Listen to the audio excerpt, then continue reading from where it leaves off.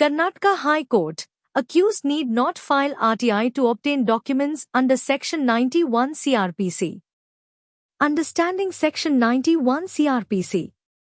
Section 91 of the Code of Criminal Procedure, CRPC, grants the court or a police officer the authority to summon any document or thing if it is necessary or desirable for an investigation, inquiry, or trial.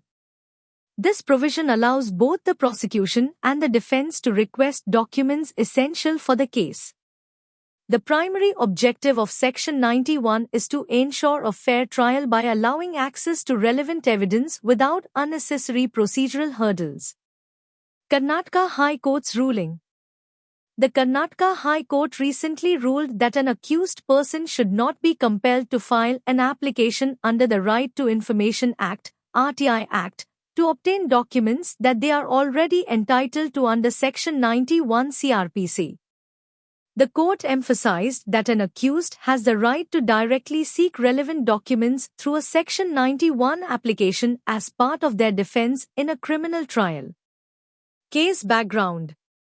The ruling came in response to a petition filed by Dr. Shivamurthy Muruga Sharnaru, the head of the Jagadguru Murugrajendra Vidyapitha Mutt in Chitradurga.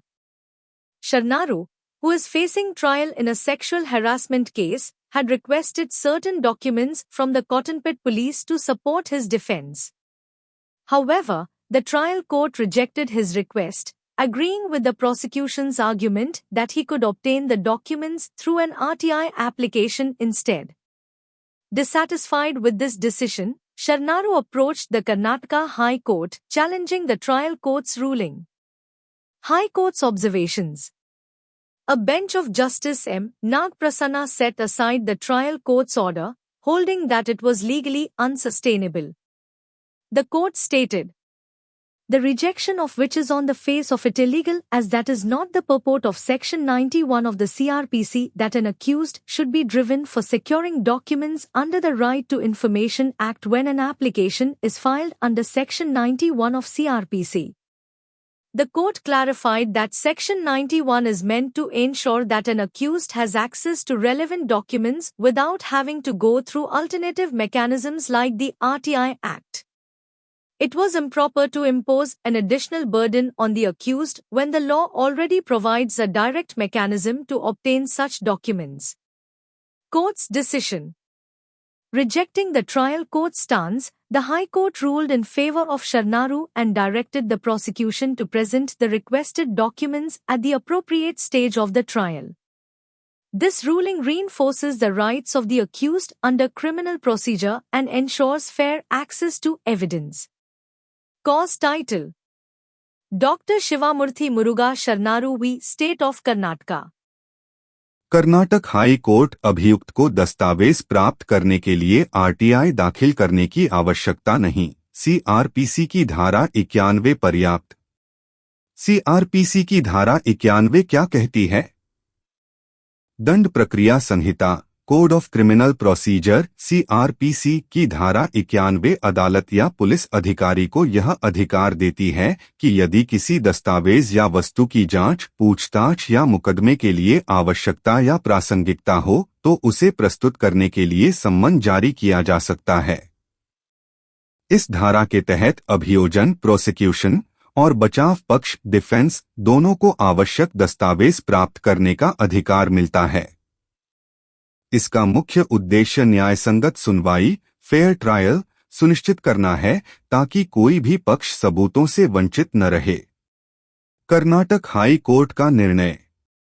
हाल ही में Karnataka high court ने यह स्पष्ट किया कि किसी अभियुक्त को उन दस्तावेजों को प्राप्त करने के लिए सूचना के अधिकार, राइट टू इंफॉर्मेशन, आरटीआई के तहत आवेदन करने के लिए मजबूर नहीं किया जा सकता, जिनका अधिकार उसे पहले से ही सीआरपीसी की धारा 91 के तहत प्राप्त है।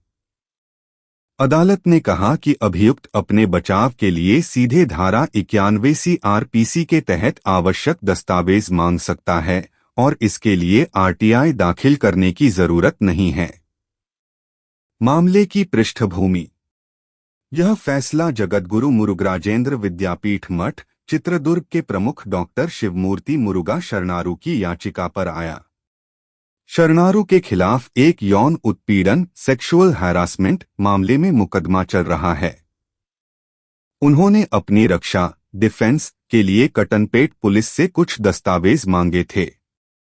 हालांकि ट्रायल कोर्ट ने उनकी मांग को खारिज कर दिया और अभियोजन पक्ष की इस दलील से सहमति जताई कि वे दस्तावेज आरटीआई के माध्यम से प्राप्त किए जा सकते हैं। इस फैसले से असंतुष्ट होकर शरणारू ने कर्नाटक हाई कोर्ट का रुख किया। हाई कोर्ट की टिप्पणियां। न्यायमूर्ति एम नागप्रसन्ना की पीठ ने ट्रायल कोर्ट के आदेश को खारिज करते हुए इसे अवैध करार दिया। अदालत ने कहा, यह अस्वीकृति स्पष्ट रूप से अवैध है क्योंकि सीआरपीसी की धारा 91 का उद्देश्य यह नहीं है कि किसी अभियुक्त को दस्तावेज प्राप्त करने के लिए सूचना के अधिकार अधिनियम आरटीआई का सहारा लेना पड़े जब उसने धारा 91 सीआरपीसी के तहत आवेदन किया है। अदालत ने स्पष्ट किया कि धारा 91 का उद्देश्य अभियुक्त को मुकदमे के दौरान सीधे अभियोजन से आवश्यक दस्तावेज प्राप्त करने की सुविधा प्रदान करना है। इसे जटिल बनाने और आरटीआई जैसी वैकल्पिक प्रक्रियाओं पर निर्भर करने की आवश्यकता नहीं है। अदालत का फैसला। हाई कोर्ट ने ट्रायल कोर्ट के आदेश को रद्द करते हुए अभियुक्त के पक्ष में फैसला सुनाया और अभियोजन पक्ष को निर्देश दिया कि वे उचित समय पर मांगे गए दस्तावेज प्रस्तुत करें। यह निर्णय सीआरपीसी के तहत अभियुक्त के अधिकारों को मजबूत करता है।